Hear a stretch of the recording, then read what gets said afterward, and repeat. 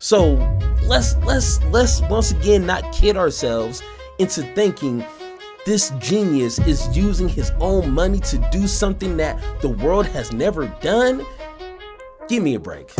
Once again, you must believe a Tony Stark really exists at this point. Like, there's a Hulk running around, flying around somewhere. You must really believe that if you think Elon Musk is that smart and that generous of a person. Now, normally, I don't really care when it comes to like NASA or just really space adventure type things. Like it is intriguing, but like that's not like the top on my like what am I going to watch type of content.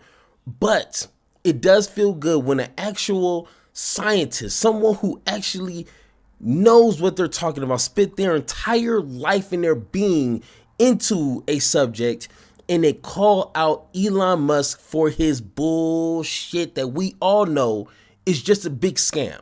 Like, if anyone embodied that snobby, slobby type of car salesman that we all don't like, that would be Elon Musk.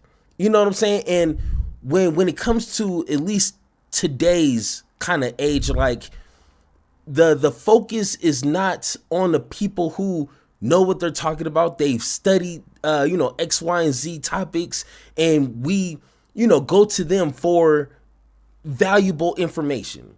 But unfortunately, just with social media, like, it's just tons of information out there, and we kind of lose sight of who's the experts and who's just me. You know what I'm saying? Like, people who are just right there. But when it comes to like Neil deGrasse Tyson, he's up here. You know what I'm saying? I'm never going to argue with someone who spent their entire life studying a particular subject.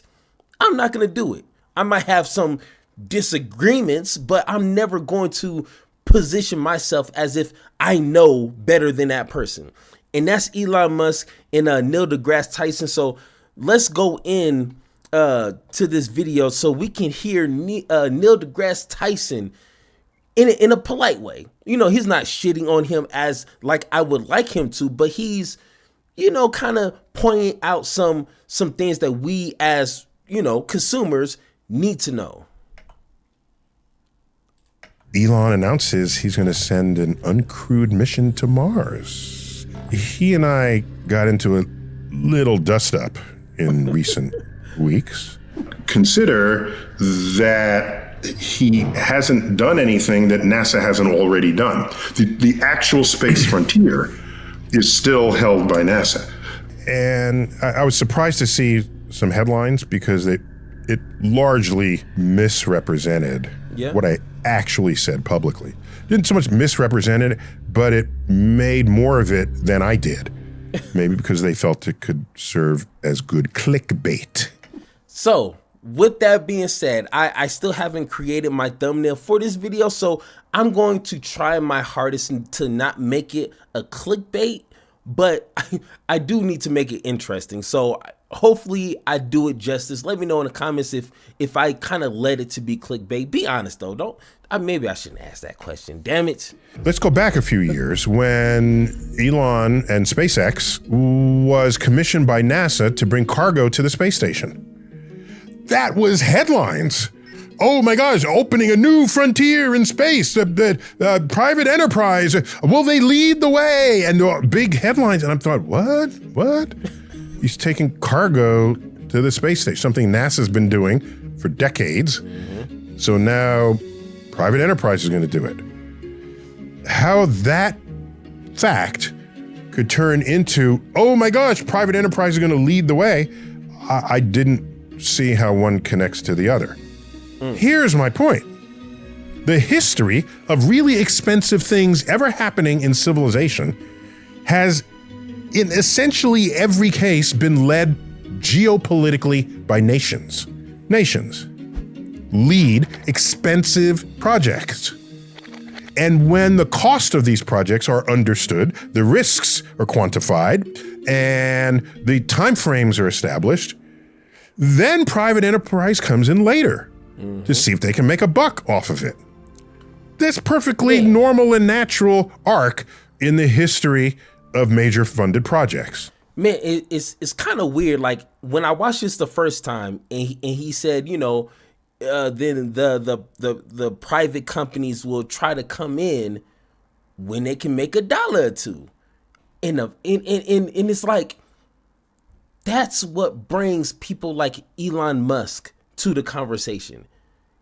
Elon, and I don't want to speak for him, but if it wasn't an incentive of making a profit, he would not be in it. I'm just gonna make a bold statement and just say, if it wasn't profitable for him, he wouldn't even be in this conversation. He would be trying to make a buck somewhere else. And as you'll see, Neil will kind of get into a little bit more details of it. And it's like, and of course, if you can make $1 or $2, like, go for it. But let's not kid ourselves as if Elon Musk is some sort of Tony Stark. I'm a huge Marvel fan, all right?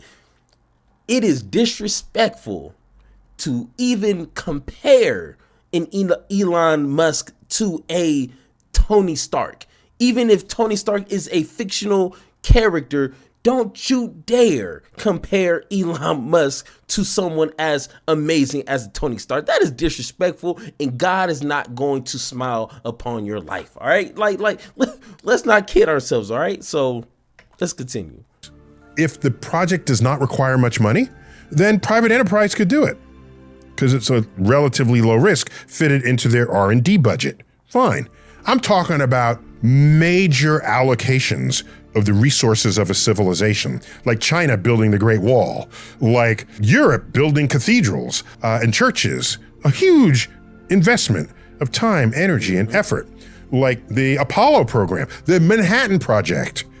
All of these are instigated by either governments, and in the case of the cathedrals, praise of deity. The pyramids, add those, praise of royalty. These are forces that dislodge money from the coffers of a civilization. So what has private enterprise been doing? They've been going back into orbit, where NASA has been since 1962 with the launch of John Glenn. And so when does private enterprise lead us into space? I personally don't see that happening. Because if you want to lead into space, what are you doing? You're going where no one has gone before. Often it involves risk that a company that has investors will not take, unless there's very clear return on investment, ROI. Governments don't need a financial return on investment if they can get a geopolitical return on the investment. And that's what makes the local post office, I don't know what you guys got in wherever you're watching, but that's what like the government run post office shines best. They ain't worried about a profit. I don't want to act like I remember when I first talked about this, but that's what makes them so reliable. They're not profit driven. They're never going to like do some weird increase in expenses to somehow, some way make them more money. It's government run. They don't care about profit. They just care about productivity and getting your mail as quick as possible.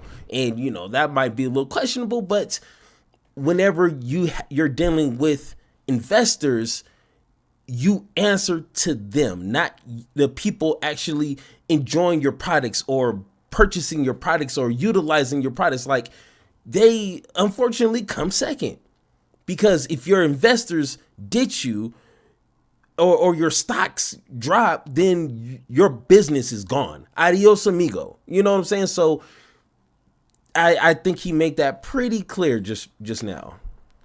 This is how power is established, has ever been established in the world. For example, private enterprise has been doing things that NASA's been doing for the past 6 decades. By the way, they've been doing it for cheaper. I can say without hesitation, SpaceX has been advancing the engineering frontier of space exploration, especially with the spectacle of the returning of the first stage back to Earth so that you can reuse it. I've said this before. If you flew a Airbus A380 or Boeing 747 to Europe from the United States, and when you landed, they shoved it off a cliff and rolled out another one, your trip to Europe would be really expensive. So reusability matters. So these are tremendous triumphs of SpaceX in this space, pun intended. Can I think of it as a space frontier being pushed? I can't. I laughed the first time. I tried not to laugh, because it was a corny joke, but it was kind of funny. All right, okay, whatever. Really do that. I can't think of it that way. I said that. Then I got interviewed. The press interviewed me. It made it to India. You said SpaceX hasn't accomplished anything. No, I did not say that. Okay? Again, that's clickbait. That's like creating a feud where there really wasn't one. I said that private enterprise will do what nations have done, and they'll do it more cheaply. If there's an occasion for private enterprise to do something that nations have never done before, that's a very serious conversation in the funding room. Venture capitalist. Elon, what do you want to do? Oh, I want to send astronauts to Mars. How much will it cost? A lot, possibly $1 trillion. Is it dangerous? Yes. Will people die? Probably. What's the return on that investment? I can't think of one right now. That's a 5-minute meeting. So how would Elon get to send his rockets to Mars? From the playbook of the history of geopolitics. What'll happen? The United States decides we need to send astronauts to Mars one day, geopolitically, by whatever force is operating on us. And then NASA looks around and says, we don't have a rocket to do that. And then Elon says, I have a rocket, and rolls out his rocket to Mars. Then we ride a SpaceX rocket to Mars. That could easily happen. But I just want to make it clear, it's not a mission initiated by a private company. Because the money for that is not going to come from his earnings on anything else he does in space. It's going to come from taxpayers funding NASA's goals, inspired by the geopolitics of the world at that time. Beautiful. And that's where I think a lot of Elon Musk fanboys get things mixed up. Like, Elon Musk is not pouring his own money into these projects. Let me say that again, because I know a lot of these people have crayons in their ears and stuffed in their mouths and in their nose. Take them out for a second and listen. Elon Musk is not spending his own not hard-earned money, but he's not spending his own money. And hopefully I'm smart enough to remember to go ahead and put some nice graphics here. Elon Musk is the king of government subsidies. And I've done plenty of videos covering this, but he is the king when it comes to government welfare and utilizing that instead of his own money. So let's once again not kid ourselves into thinking this genius is using his own money to do something that the world has never done. Give me a break. Once again, you must believe a Tony Stark really exists at this point. Like, there's a Hulk running around, flying around somewhere. You must really believe that if you think Elon Musk is that smart and that generous of a person. Give me a break. So I'm delighted to see that Elon at SpaceX has announced that in the coming years, they're going to send uncrewed rockets to Mars. These are vessels that are equipped to carry people, but you wouldn't send people first if you're still sort of getting the bugs out of the system. So that's great. That would be advancing a space frontier. You know why? No one has ever sent a rocket to Mars that could have carried people. That would be advancing a space frontier. I look forward to that. And I don't know enough details. Is he going to bring him back? You kind of need to do that if you're going to have people there, unless they signed up for a one-way trip. And Mars is not quite ready to receive people on a one-way trip. All right? You got to wait for the terraforming for that to happen. You'd want to bring them back. By the way, that round trip would take several years, and a minimum energy transfer from Earth's orbit to Mars orbit takes just under a year to do that. Then if you want a minimum energy return, you got to wait until Earth and Mars are properly configured once again in our respective orbits, and then you can take advantage of that configuration and then come back. So a full round trip is... And trust me, I don't want to pretend like I fully grasp what he's saying, but I kind of got a simple breakdown. I've been watching Mr. Neil deGrasse for like about 2 years now.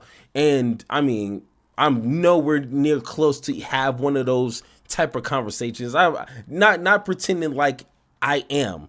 I'm just more interested in the political side of this, but it is interesting. I love to just hear this dude talk, even though 90% of what he's saying goes over my head. But it's still fun to listen. Several years. So I look forward to this and see how that unfolds. Those are definitely the first steps. By the way, the current American program to return to the moon, it's called Artemis, has 3 planned missions. The first was an uncrewed mission to the moon. It went to the moon and came back, splashed down in the ocean. Good. Second is a crewed mission to the moon, but not land yet. Third would be a crewed mission to the moon where you land, right? Incremental steps, just as Apollo had unfolded. That's one of the reasons why there were many Apollo missions. Each one was incrementally more ambitious than the previous one. So, this is how space works. If you want to stay safe in the process, especially when it involves people, crew, astronauts, and look forward to seeing what comes of that. Good luck, SpaceX. Godspeed to you.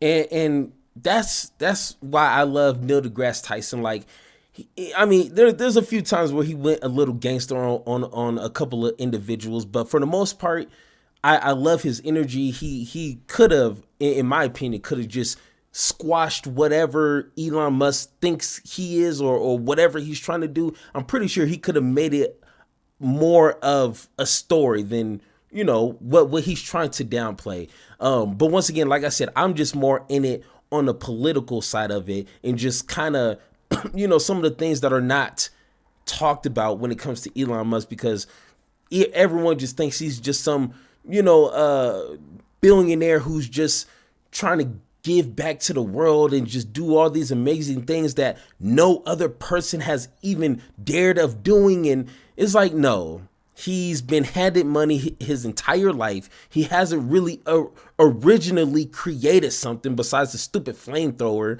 in that ugly box truck, whatever it's called. But other than that, he uses government funds, which is coming out of our pocket, my pocket, because trust me, I done paid a lot of motherfucking taxes. So yeah, you're welcome, Elon. And he's not generous. He's against government welfare, but taking government welfare. Just kind of weird to me, right? So once again, I just love, being able to have these conversations and, just kind of nerd out a little bit. But once again, if you guys disagree with anything that I said, hit the Discord link down below so we can continue this talk, or let me know how you guys feel in the comments down below. And like always, let's have that conversation.